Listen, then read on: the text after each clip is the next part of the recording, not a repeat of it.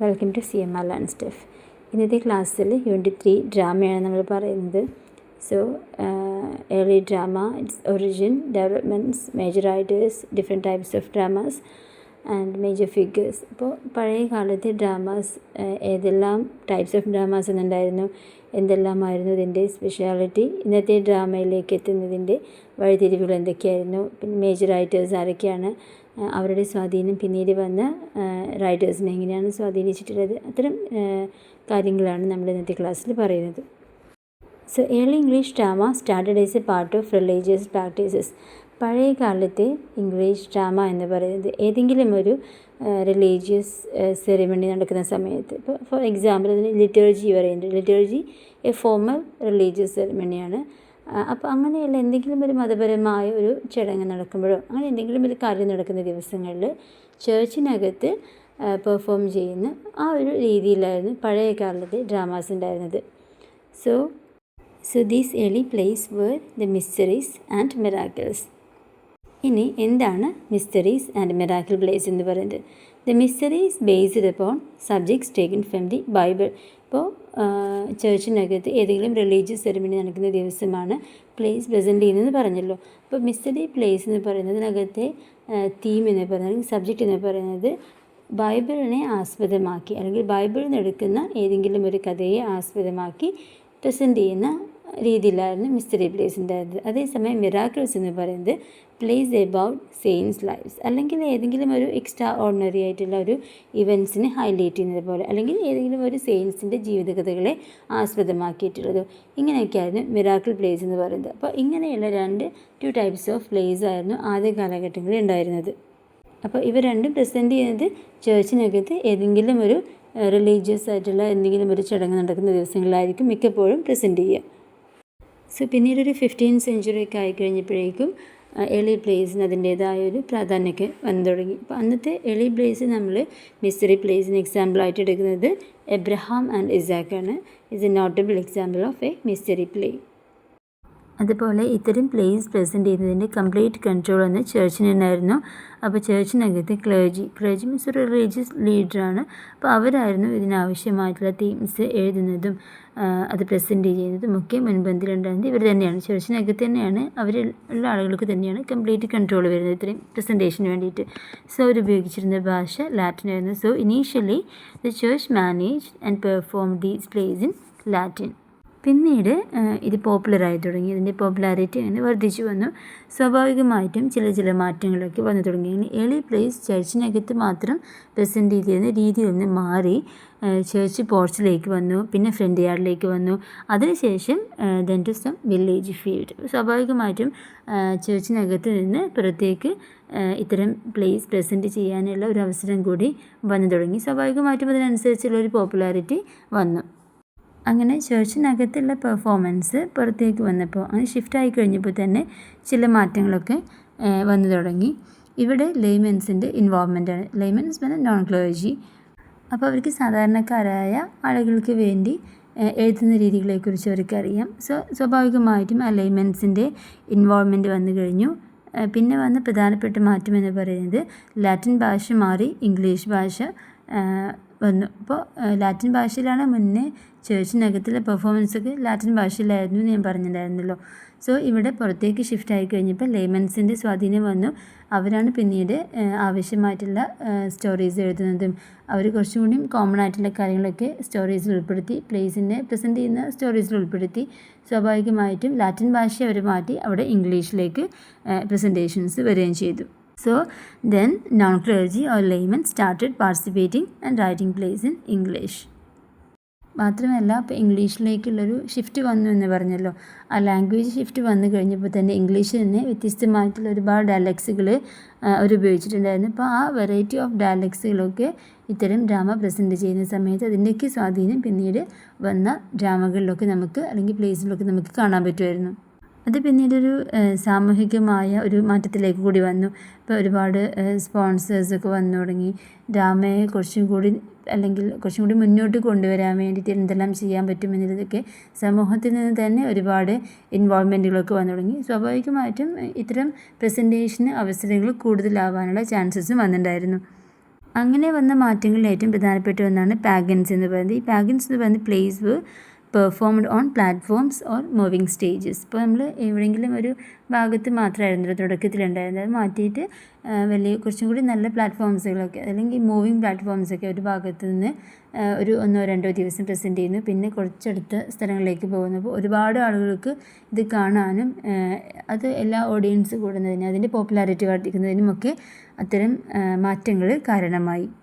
So ഇവിടെ ഈ പെർഫോമൻസിൻ്റെ style കൂടി മാറി തുടങ്ങിക്കഴിഞ്ഞു. ചില സമയങ്ങളിലൊക്കെ പെർഫോമൻസ് കണ്ടിന്യൂസ് ആയിട്ട് ഉണ്ടായിരിക്കും, ചില ദിവസങ്ങളിൽ 1-2 ദിവസം പിന്നെ തൊട്ടടുത്തുള്ളൊരു ഭാഗങ്ങളിലേക്ക് മാറി, അങ്ങനെ പെർഫോമൻസിൻ്റെ സ്റ്റൈലിലും മാറ്റം വന്നു തുടങ്ങി. ഇനി ഇത്തരം ഡെവലപ്മെൻറ്റ്സിലുണ്ടെങ്കിലും ചില ലിമിറ്റേഷൻസ് എടുത്ത് പറയുന്നുണ്ട്. ഒരു പ്രൊഫഷണൽ ആക്ടേഴ്സോ അല്ലെങ്കിൽ പ്ലേ ഹൗസസുകളോ ഒന്നും ഇല്ലാത്തതിൻ്റെ ഒരു കുറവ് അത് ലിമിറ്റേഷൻസ് ആയിട്ട് പറയുന്നുണ്ട്. ഇപ്പോൾ പ്രൊഫഷണൽ ആയിട്ടുള്ള ആക്ടേഴ്സൊന്നുമില്ല, സാധാരണക്കാരനെയാണ് അത് പ്രസൻറ്റ് ചെയ്യുന്നത്. സോ ഒരു പ്രൊഫഷണൽ ആക്ടേഴ്സും അല്ലെങ്കിൽ തിയേറ്റേഴ്സ് അല്ലെങ്കിൽ ഒരു പ്ലേ ഹൗസസുകളൊക്കെ ഉണ്ടെങ്കിൽ അതിനനുസരിച്ചിട്ടുള്ള കുറച്ചും കൂടി ഒരു മാറ്റങ്ങളുണ്ടാകുമായിരുന്നു. അപ്പോൾ അതിൻ്റെ ചില അപാകതകൾ എടുത്ത് പറയുന്നുണ്ട്.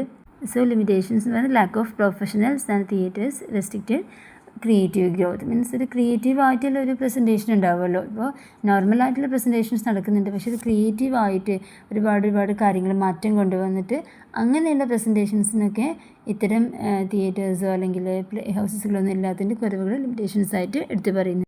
സോ അപ്പോൾ നമ്മൾ പറഞ്ഞത് ഏർലി ഇംഗ്ലീഷ് ഡ്രാമയുടെ ഡെവലപ്മെൻറ്റ്സിനെ കുറിച്ചായിരുന്നു, ഒറിജിൻ, ഡെവലപ്മെൻറ്റ്സ്, പിന്നെ ഉള്ള മാറ്റങ്ങളെ കുറിച്ചൊക്കെ ആയിരുന്നു പറഞ്ഞിട്ടുണ്ടായിരുന്നത്. തുടക്കത്തിൽ ഒരു റിലീജിയസ് സെറിമണീസ് നടക്കുന്ന ദിവസം മാത്രം പ്രസൻറ്റ് ചെയ്യുന്ന ചർച്ചിനകത്തുള്ള ആളുകൾ മാത്രം ഇൻവോൾവ്ഡ് ആയിട്ടുള്ള ഒരു പ്രസൻറ്റേഷനായിരുന്നു തുടക്കത്തിലുണ്ടായിരുന്നത്. പിന്നീട് ചർച്ചിന് പുറത്തേക്ക് വന്നു, സാധാരണക്കാരായ ആളുകൾക്ക് അതിൽ സ്വാധീനം ഉണ്ടായി തുടങ്ങി. അതിനകത്ത് തന്നെ ലേമൻസൊക്കെ എഴുതാനും പ്രസൻറ്റ് ചെയ്യാനും പെർഫോം ചെയ്യാനും തുടങ്ങി. പിന്നീട് അതിനനുസരിച്ച് പാഗൻസൊക്കെ വന്നു, മൂവിങ് പ്ലാറ്റ്ഫോംസുകൾ വന്നു. അങ്ങനെ ചെറിയ രീതിയിൽ ഏർലി ഇംഗ്ലീഷ് ഡ്രാമ അതിൻ്റെ പെർഫോമൻസിൻ്റെ രീതിയിലും പെർഫോമൻസ് സ്റ്റൈലുകളൊക്കെ മാറ്റിക്കഴിഞ്ഞപ്പോൾ പോപ്പുലറായി തുടങ്ങി. ചില ലിമിറ്റേഷൻസ് എടുത്ത് പറയുന്നുണ്ട്, പക്ഷേ പിന്നീട് ഭാവിയിൽ അതിനുള്ള മാറ്റങ്ങളൊക്കെ നമുക്ക് പിന്നീട് വരുന്ന ഇതിൽ കാണാൻ പറ്റുമായിരുന്നു. സോ ഇത്രയും കാര്യങ്ങളാണ് നമ്മൾ തുടക്കത്തിൽ പറഞ്ഞത്, ഇൻട്രൊഡക്ഷനായിട്ട് പറഞ്ഞത്.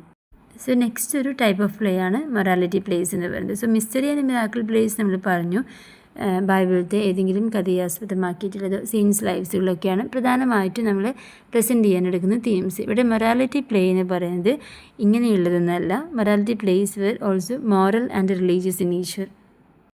സോ നെക്സ്റ്റ് ഒരു ടൈപ്പ് ഓഫ് പ്ലേ ആണ് മൊറാലിറ്റി പ്ലേ. അപ്പോൾ നേരത്തെ പറഞ്ഞ മിസ്റ്ററി ആൻഡ് മിറാക്കിൾ പ്ലേസിൽ നിന്ന് എന്ത് മാറ്റമാണ് ഇവയ്ക്കുള്ളത്? So mystery and miracle plays എന്ന് പറഞ്ഞു ഡ്രാമ പ്രസൻറ്റ് ചെയ്യാൻ വേണ്ടിയിട്ട് ബൈബിൾ സ്റ്റോറീസ് എടുക്കുന്നു, ബൈബിളിലെ കഥകളെ ആസ്പദമാക്കിയിട്ട് അത് പ്രസൻറ്റ് ചെയ്യുന്നു, അല്ലെങ്കിൽ ഏതെങ്കിലും ഒരു സെയിൻസ് ലൈവ്സൊക്കെ അതിനെ ആസ്പദമാക്കിയിട്ടാണ് പ്രസൻറ്റ് ചെയ്യുക. അതേസമയം മൊറാലിറ്റി പ്ലേ എന്ന് പറയുന്നത് ഇത് രണ്ടുമല്ല. മൊറാലിറ്റി പ്ലേസ് എന്ന് പറയുന്നത് കൂടുതലായിട്ടും അവിടെ ഒരു അബ്സ്ട്രാക്റ്റ് ക്വാളിറ്റീസിനെയാണ് റെപ്രസെൻറ്റ് ചെയ്യുന്നത്, ഹ്യൂമൻസിൻ്റെ അബ്സ്ട്രാക്റ്റ് ക്വാളിറ്റീസിനെയാണ് അവിടെ റെപ്രസെൻറ്റ് ചെയ്യുന്നത്.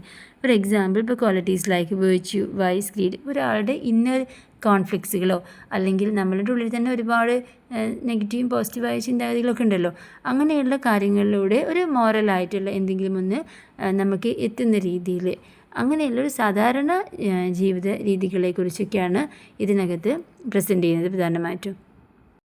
അങ്ങനെ എല്ലാ ടൈപ്സ് ഓഫ് വെർച്യൂസ്, വൈസസ് എല്ലാം ഇവിടെ പേഴ്സണിഫൈ ചെയ്യുന്നുണ്ട്. അതുപോലെ പോസിറ്റീവായി പോകുന്ന സമയത്ത് ഒരു ഈവിൾ ക്രിയേച്ചേഴ്സ് ഇടപെടുന്ന സമയത്ത് എന്തെല്ലാം മാറ്റങ്ങളുണ്ടാവും. അപ്പോൾ എല്ലാത്തിനും അതിൻ്റേതായ പ്രാധാന്യം കൊടുത്തിട്ടാണ് വരുന്നൊരു ടൈപ്പ് ഓഫ് പ്ലേ ആണ് മൊറാലിറ്റി പ്ലേസ് എന്ന് പറയുന്നത്. അപ്പോൾ അന്നത്തെ ഏറ്റവും ഫേമസ് ആയിട്ടുള്ളൊരു എക്സാമ്പിളാണ് എവരി മാൻ. ഇനി ഇംഗ്ലീഷ് ഡ്രാമയുടെ ഡെവലപ്മെൻറ്റ്സിലെ നെക്സ്റ്റ് സ്റ്റേജാണ് ഇൻ്റർലൂഡ്സ് എന്ന് പറയുന്നത്. സോ നമ്മൾ ആദ്യം മിറാക്കിൾ പ്ലേസ്, പിന്നെ mystery plays, morality plays, then next സ്റ്റേജാണ് ഇൻ്റർലൂഡ്സ്. ഇൻ്റർലൂഡ്സ് എന്ന് പറയുന്നൊരു ഷോർട്ട് കോമിക് പെർഫോമൻസ് ആണ് ഉണ്ടാവുക. അതിനകത്ത് കൂടുതലും ഒരു കോമിക് ഇഫക്റ്റ് ഉണ്ടായിരിക്കും. ഒരുപാട് കോംപ്ലെക്സ് ആയിട്ടുള്ള പ്ലോട്ട് സ്ട്രക്ചറൊന്നും ഉണ്ടാവാതെ വളരെ സിമ്പിളായ കോമിക്കായിട്ടുള്ള ഹ്യൂമറസ് ആയിട്ടുള്ള കോൺവെർസേഷൻസിലൂടെ ഒരുപാട് കോംപ്ലിക്കേറ്റഡ് ആയിട്ടുള്ള എലമെൻറ്റ്സ് ഒന്നും ഇല്ലാതെ പ്രസൻറ്റ് ചെയ്യുന്ന ഒരു ടൈപ്പ് ഓഫ് ഡ്രാമ, വളരെ ഷോർട്ട് പീസാണത്. ഫേമസ് ആയിട്ടുള്ളൊരു എക്സാമ്പിളാണ് ദ 4 Ps എന്ന് പറയുന്നത്. ഇതിനകത്ത് ഒരു സ്റ്റോറി ലൈനിൽ കൂടെ പോയി പ്രസൻറ്റ് ചെയ്യുക എന്നതിനേക്കാൾ കൂടുതലായിട്ട് ഒരു കോൺവെർസേഷൻ ടൈപ്പിലായിരിക്കും, അല്ലെങ്കിൽ ക്യാരക്ടേഴ്സ് തമ്മിലൊരു ഇൻട്രാക്ഷൻസിലൂടെയാണ് ഇത് പ്രസൻറ്റ് ചെയ്യുക. അല്ലാണ്ട് ഒരു സ്റ്റോറി ലൈന് ആ സ്റ്റോറി അവസാനിക്കുന്നവരെ നമ്മൾ ആകാംക്ഷയോടെ കണ്ടിരിക്കുന്നത് അങ്ങനെയൊന്നും ആയിരിക്കുന്നുണ്ടാവില്ല. കോൺവെർസേഷൻസിലൂടെ, ഇൻട്രാക്ഷൻസിലൂടെ, ക്യാരക്ടേഴ്സിൻ്റെ കോൺവെർസേഷൻ അല്ലെങ്കിൽ ഇൻട്രാക്ഷൻസിലൂടെ നമുക്ക് വളരെ കോമിക്കായിട്ടുള്ള ഹ്യൂമറസ് ആയിട്ടുള്ള ഒരു പ്രസൻറ്റേഷൻ, നമുക്ക് ജസ്റ്റ് ഒരു എൻ്റർടൈൻമെൻറ്റ് എന്നൊക്കെ പറയാം. അപ്പോൾ ആ രീതിയിലായിരിക്കും അത് പ്രസൻറ്റ് ചെയ്യുക, വളരെ ഷോർട്ടായിട്ട്. നെക്സ്റ്റ് ഒരു സ്റ്റേജാണ് ആർട്ടിസ്റ്റിക് ഡ്രാമ എന്ന് പറയുന്നത്. പ്രധാനമായിട്ടും ഒരു ക്ലാസിക്കൽ ഇൻഫ്ലുവൻസ് ഉണ്ട് ആർട്ടിസ്റ്റിക് ഡ്രാമയ്ക്ക്. മീൻസ് ഒരു ഗ്രീക്ക് റോമൻ ഡ്രാമയുടെ ഇമ്പാക്റ്റ് ഇതിൻ്റെ റൈറ്റിംഗ് സ്റ്റൈലിൽ നമുക്ക് മനസ്സിലാക്കാൻ പറ്റും. അപ്പോൾ ഇത്തരം ഒരു ഫസ്റ്റ് ക്ലാസിക്കൽ സ്റ്റൈൽ കൊണ്ടുവന്നത്, ക്ലാസിക്കൽ സ്റ്റൈൽ കോമഡി ആദ്യമായിട്ട് കൊണ്ടുവന്നത് റാൽഫ് റോയിസ്റ്റർ ഡോയിസ്റ്റർ ബൈ നിക്കോളാസ് ഉദൽ എന്ന് പറയുന്ന റൈറ്ററുണ്ട്. റാൽഫ് റോയിസ്റ്റർ ഡോയിസ്റ്ററാണ് ആദ്യത്തെ ഒരു ഫസ്റ്റ് ക്ലാസിക്കൽ സ്റ്റൈലിൽ എഴുതിയിട്ടുള്ള ഇത്തരമൊരു പ്ലേ എന്ന് പറയുന്നത്. മാത്രമല്ല first English play to be divided into acts and scenes. Means ഇപ്പോൾ നമ്മൾ ഡ്രാമ പ്രസൻറ്റ് ചെയ്യുന്ന സമയത്ത് ആക്റ്റുകളും സീനുകളൊക്കെ ഉണ്ടായിരിക്കുമല്ലോ. ഒരു 3 ആക്റ്റുകളോ അല്ലെങ്കിൽ 5 ആക്റ്റുകളോ പ്ലേസ്, അതിനകത്ത് ഓരോ ആക്ടിനകത്തും 2-3 സീൻസുകളുണ്ടായിരിക്കും. അപ്പോൾ അങ്ങനെ ഒരു ഫോം ശരിക്കുള്ളത് ക്ലാസിക്കൽ ഡ്രാമക്കാണ്. ആ ഒരു സ്റ്റൈല് അല്ലെങ്കിൽ ആ ഒരു ഫോം നമ്മൾ ഇങ്ങോട്ട് കൊണ്ടുവന്നതും ആദ്യമായിട്ട് നമുക്ക് വേണമെങ്കിൽ ഈ ഒരു ക്രെഡിറ്റും ഇതിന് കൊടുക്കാൻ പറ്റും. അതുപോലെ നെക്സ്റ്റ് ആ ഒരു ക്ലാസിക്കൽ സ്റ്റൈലിൽ എഴുതിയിട്ടുള്ളൊരു കോമഡിയാണ് ഗാമ ഗേർട്ടൻസ് നീഡിൽ എന്ന് പറയുന്നത്. അതും ഇതുപോലെ ക്ലാസിക്കൽ ഫോംസിൽ എഴുതിയിട്ടുള്ളൊരു വർക്കാണ്. ഇനി ആദ്യത്തെ ക്ലാസിക്കൽ ട്രാജഡിയാണ് to be written English is Gorboduc or Ferrex and Porrex എന്ന് പറയുന്നത്. ഫസ്റ്റ് ട്രാജഡി ആദ്യം നമ്മൾ പറഞ്ഞ ഫസ്റ്റ് കോമഡിയാണ് റാൽഫ് റോയിസ്റ്റർ ഡോയിസ്റ്റർ എന്ന് പറയുന്നത്. അതിൻ്റെ സ്പെഷ്യാലിറ്റി പറഞ്ഞാൽ ആദ്യത്തെ ക്ലാസിക്കൽ ഫോമിൽ, ക്ലാസിക്കൽ സ്റ്റൈലിൽ എഴുതിയ വർക്കാണ്. അതിനകത്താണ് ആക്സുകളും സീനുകളും ഒക്കെ ആദ്യമായിട്ട് കൊണ്ടുവന്നതിലാണ്. നെക്സ്റ്റ് നമ്മൾ പറഞ്ഞത് ഫസ്റ്റ് ട്രാജഡിയാണ് ക്ലാസിക്കൽ ട്രാജഡി, ക്ലാസിക്കൽ ഫോമിൽ എഴുതിയിരിക്കുന്ന ആദ്യത്തെ ട്രാജഡിയാണ് ഗോബോഡിക്. അതും നമ്മളുടെ ഇംഗ്ലീഷ് ഡ്രാമയിലെ ക്ലാസിക്കൽ സ്റ്റൈൽ ഫോളോ ചെയ്തിട്ട് എഴുതിയിട്ടുള്ള ഒരു വർക്കാണ്. അവിടെ നമ്മൾ എടുത്തു പറയുന്നൊരു എക്സാമ്പിളാണ് തോമസ് കിറ്റിൻ്റെ ദ സ്പാനിഷ് ട്രാജഡി, പിന്നീട് ഫേമസ് ആയിട്ടുള്ളൊരു വർക്ക്.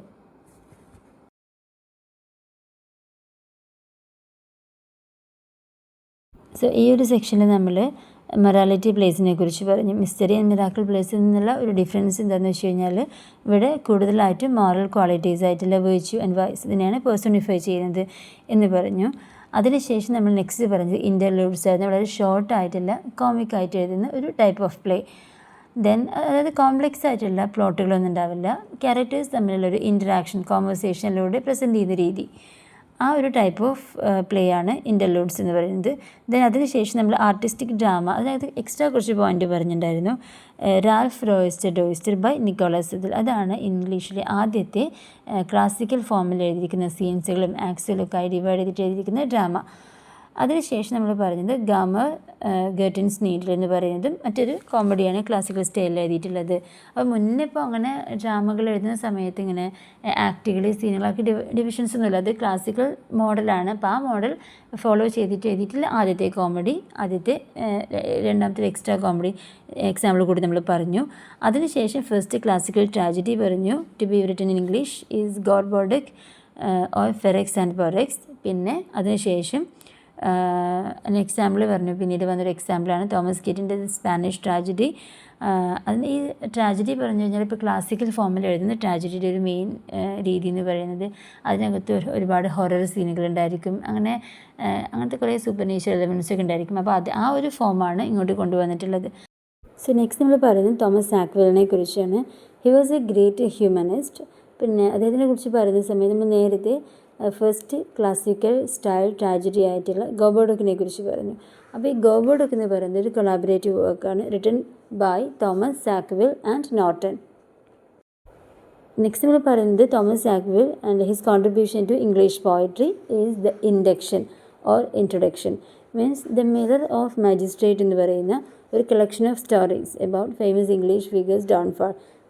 പ്രധാനപ്പെട്ട ചില ഫേമസ് ആയിട്ടുള്ള ഇംഗ്ലീഷ് ഫിഗേഴ്സ്, അതിനകത്ത് കുറച്ച് ആൾക്കാരുടെ പേര് പറയുന്നുണ്ട്, അവരുടെ ഡൗൺഫാളിനെ കുറിച്ച് എഴുതിയിട്ടുള്ളൊരു കളക്ഷൻ ഓഫ് സ്റ്റോറീസാണ് ദ മിറർ ഓഫ് മാജിസ്ട്രേറ്റ് എന്ന് പറയുന്നത്. അതിൻ്റെ ഫ്രണ്ടിൽ ഒരു പോയറ്റിക് ഇൻട്രൊഡക്ഷൻ അദ്ദേഹം എഴുതിയിട്ടുണ്ട്, ഇൻഡക്ഷൻ എന്ന് പറയുന്നത്. അതും എടുത്തു പറയപ്പെടുന്ന ഒരു ഫേമസ് ആയിട്ടുള്ള ഒരു എക്സാമ്പിളാണ് സാക്വെലിൻ്റെ. സോ മിറർ ഓഫ് മജിസ്ട്രേറ്റ് ഞാൻ എന്താണെന്ന് കൂടി പറഞ്ഞുതരാം. മിറർ ഓഫ് മജിസ്ട്രേറ്റ് എന്ന് പറയുന്നത് ഒരു കളക്ഷൻ ഓഫ് ട്രാജിക് സ്റ്റോറീസ് ആണ് എബൌട്ട് ഫാളൻ ലീഡേഴ്സ്. ഇപ്പോൾ ഇംഗ്ലീഷിൽ എടുത്തു പറയുന്ന ചില ലീഡേഴ്സിൻ്റെ അവരുടെ ജീവിതത്തിൽ ഉണ്ടായിട്ടുള്ള കുറേ കാര്യങ്ങളെ കുറിച്ചിട്ട് എഴുതിയിട്ടുള്ള ഒരു കളക്ഷൻ ഓഫ് സ്റ്റോറീസാണ്. അത് 16th സെഞ്ച്വറിയിലാണ് അത് എഴുതിയിട്ടുള്ളത്. അപ്പോൾ അതിൻ്റെ തീംസ് ആയിട്ട് പറയുന്നത് പവർ, ഫെയ്റ്റ്, മൊറാലിറ്റി ഒക്കെയാണ് അതിൻ്റെ തീംസ് എന്ന് പറയുന്നത്. അപ്പോൾ ആ ഒരു വർക്കിന് സാക്യുവൽ കൊടുത്തിട്ടുള്ള ഒരു പോയറ്റിക് ഇൻട്രൊഡക്ഷനാണ് ഇൻഡക്ഷൻ എന്ന് പറയുന്നത്. അപ്പോൾ ഈ ഒരു വർക്ക് വന്നതിന് ശേഷം ഇംഗ്ലീഷ് പീപ്പിളിൻ്റെ ഇടയിൽ ഒരുപാട് ചരിത്രപരമായ പ്രാധാന്യം എന്താണെന്ന് മനസ്സിലാക്കുന്ന ആ ഒരു രീതിയിലേക്കൊക്കെ ജനങ്ങളെ മാറ്റി ചിന്തിപ്പിച്ചൊരു വർക്കാണ് എന്ന് വേണമെങ്കിൽ പറയാം. അതുമാത്രമല്ല, ഈ ഒരു വർക്ക് വരുന്ന സമയത്ത് അതിൻ്റെ മറ്റൊരു സ്പെഷ്യാലിറ്റി എന്ന് പറയുന്നത് നമ്മൾ ഇടയ്ക്ക് വെച്ച് പറഞ്ഞിട്ടുണ്ടായിരുന്നു, പഴയകാല മെഡീവൽ ലിറ്ററേച്ചറിൽ പോയട്രിയുടെ ഒരു ഫോം ഉണ്ടായിരുന്നു, ഡ്രീം കൺവെൻഷൻ, അലിഗറി എന്നൊക്കെ പറഞ്ഞിട്ട്. പിന്നെ ഇടയ്ക്ക് വെച്ചിട്ട് അത് വീണ്ടും ഒന്ന് മാറി എന്ന് നമ്മൾ അടുത്തൊരു സെക്ഷൻ പഠിക്കുമ്പോൾ നമ്മൾ മാറി പറഞ്ഞിട്ടുണ്ടായിരുന്നല്ലോ. റൈറ്റേഴ്സ് വീണ്ടും പുതിയ പുതിയ കാര്യങ്ങൾ കൊണ്ടുവന്നു എന്നൊക്കെ നമ്മൾ മുന്നേയുള്ള ക്ലാസ്സിൽ പറഞ്ഞിട്ടുണ്ടായിരുന്നു. സോ ഇവിടെ എന്താ ഒന്ന് മാറ്റം എന്ന് വെച്ച് കഴിഞ്ഞാൽ ഈ പോയട്രിക്ക് പഴയ ആ ഒരു മെഡീവൽ കൺവെൻഷനാണ് ഫോളോ ചെയ്തിട്ടുള്ളത് എന്ന് എടുത്തു പറയുന്നുണ്ട്. അതായത് same allegory, same dream convention, അതുപോലെ ചോസറിൻ്റെ സ്റ്റാൻസയുടെ സ്പെഷ്യാലിറ്റി അതൊക്കെ അതുപോലെ തന്നെ റിപ്പീറ്റായിട്ട് അദ്ദേഹം വീണ്ടും ഇവിടെ ഉപയോഗിച്ചിട്ടുണ്ട്. അതായത് he used medieval allegory, dream sequences and Chaucer's poetic form again. ഒരു ഗ്ലൂമി അറ്റ്മോസ്ഫിയറിലാണ്, അതും പഴയകാല പോയത്തിൻ്റെ ഒരു ടോണായിരുന്നു ആ ഒരു ഗ്ലൂമി ആയിട്ട് എഴുതുന്നത്. അതും വളരെ ശ്രദ്ധേയമാണ് അതിനകത്ത്. അതുപോലെ ട്രഡീഷണൽ പോയറ്റിക് നേച്ചർ വളരെ നന്നായിട്ട് അദ്ദേഹം ഈ കവിതയിൽ ഉപയോഗിച്ചിട്ടുണ്ട്. അപ്പോൾ ഇൻ ഷോർട്ട് അദ്ദേഹത്തിൻ്റെ എഴുത്തിൻ്റെ രീതിയെക്കുറിച്ച് പറയുന്ന സമയത്ത് മെഡീവൽ കൺവെൻഷൻ മീൻസ് ചോസറിൻ്റെ കാലത്തെ ആ ഫോമും അതുപോലെ റിനൈസൻസ് പോയട്രിയുടെ ഫീച്ചേഴ്സും ഏകദേശം ഒരേപോലെ ലിങ്ക് ചെയ്തിട്ടുണ്ട് എന്ന് കൂടി വേണമെങ്കിൽ പറയാം. സോ ഇവിടെ നമ്മൾ പറഞ്ഞത് തോമസ് സാക്വെലിനെ കുറിച്ചാണ്. അദ്ദേഹം ഗ്രേറ്റ് ഹ്യൂമനിസ്റ്റ് ആണെന്ന് പറഞ്ഞു. അതുപോലെ ഇംഗ്ലണ്ടിലെ ഫസ്റ്റ് ക്ലാസിക്കൽ ട്രാജഡി ആയിട്ടുള്ള ഗോബോർഡൊക്കെ എഴുതിയ അദ്ദേഹമാണ്.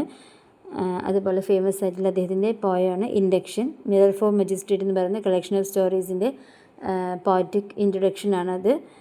ദെൻ അദ്ദേഹത്തിൻ്റെ പോയട്രി എഴുതിയ രീതികളെ കുറിച്ച് പറഞ്ഞത് മെഡീവൽ കൺവെൻഷൻസ് ആയിട്ടുള്ള അല്ലെങ്കിൽ പോയറ്റിക് കൺവെൻഷൻസ് ആയിട്ടുള്ള ഡ്രീം ലൈക്ക് സ്ട്രക്ചർ, അതുപോലെ തന്നെ അലിഗറി, ഡ്രീം കൺവെൻഷൻസ്, അതുപോലെ ചോസറിൻ്റെയൊക്കെ ഒരു മീറ്റർ, അങ്ങനെയുള്ള പഴയകാല രീതികളൊക്കെ അദ്ദേഹം ഫോളോ ചെയ്തു എന്ന് പറയുന്നുണ്ട്.